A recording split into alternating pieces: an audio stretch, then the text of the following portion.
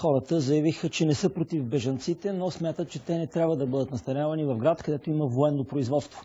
Протестиращите демонстрираха разбиране, че заради недостиг на финансови средства полицейската школа в града може би ще бъде закрита.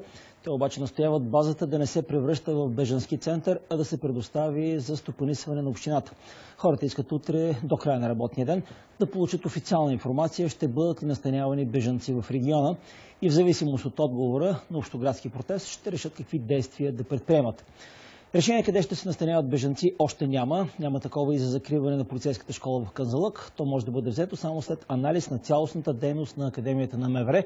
Това пък каза вицепремиерът Цветлин Йовчев по повод протеста в Казанлък. Вижте още от позициите на двете страни.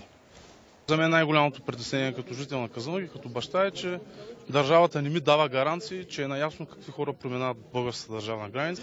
Мен ме очудва факта, че Германия заявява, че могат да приемат само 2000, а ние, бедна България, можем да поемем толкова, колкото ни се подадат от Турция. Няма да има щастлив кмет, който да каже с удоволствие: аз искам на територията на региона да се разположи център за временно настаняване на бежанци. Нали не го очакваме това да се случи? Не очакваме, че населението ще бъде щастливо от това. Това е ясно на всички. Но трябва да е ясно и следното. Ние някъде трябва да бъдат разположени тези бежанци. Те някъде трябва да бъдат разположени. Нали го разбираме това? И ако и приемем подхода, че всеки един от регионите ще пише декларации, ще поставя въпроса остро и ще казва: ние ще протестираме, добре, тогава какво да ги направим? Те не са на правителство, тези бежанци. Още един коментар по темата. На пряката ни телефонна линия кметът на Казанлък, Галина Стоянова. Добър вечер, здравейте, госпожо Стоянова. Здравейте. Приемате ли този аргумент, че това не са бежанци на правителството, това, което каза Цветлин Йовчев, че така трябва да се прояви солидарност и все някъде те трябва да бъдат настанени? Ние приемам аргументите на един вътрешен министър, който определя дали са щастливи или не кметовете. Аз като кмет, моето щастие като кмет не се определя от решението на един вътрешен министър. Тук става въпрос за спокойствието на гражданите, които от една седмица се опитват да подскажат на министъра и на правителството, че ще вземат грешното решение. Ние не сме против кризата и трудностите, които среща това правителство. Против сме, искаме да предотвратим правителството да вземе грешно решение, което ще застраши националната сигурност. Това е нашата отговорност. Да, обяснете, моля ви, защо ще се застраши националната сигурност? Какво точно виждате риски, заплаха за града от присъствието на бежанци, особено ако това е така център от закрит тип? Обясняваме вече много пъти, декларираме го непрекъснато. Има 3 достатъчно силни аргумента, които наистина трябва да се оценят. Те са анализирани преди няколко години, когато е имало такива въпроси за решаване и са оценени.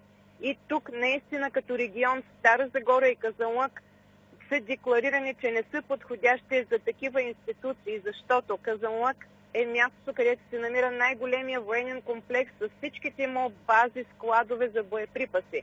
Тук се намира военния полигон, който изпълнява мисии на НАТО и който е действащ непрекъснато на една крачка.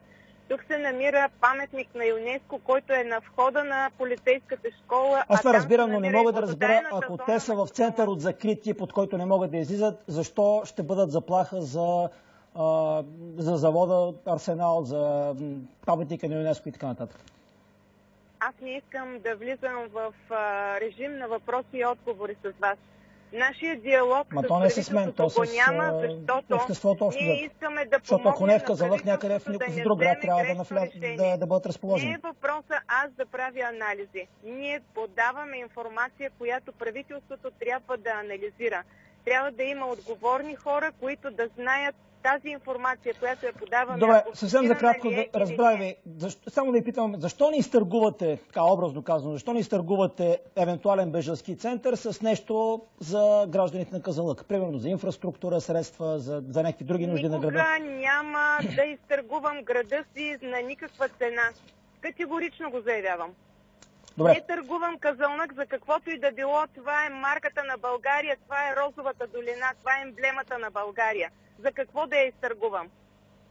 За една улица, за един асфалт или за какво ми предложете? Добре, това е позицията. Аз не мога да ви предложа, просто ви питам дали имат така възможност за някакъв диалог с централната власт. Доколкото разбирам, вие сте непреклонни в Казанлък и смятате, че в никакъв случай под каквато и да е форма не трябва да влизат бежанци в града.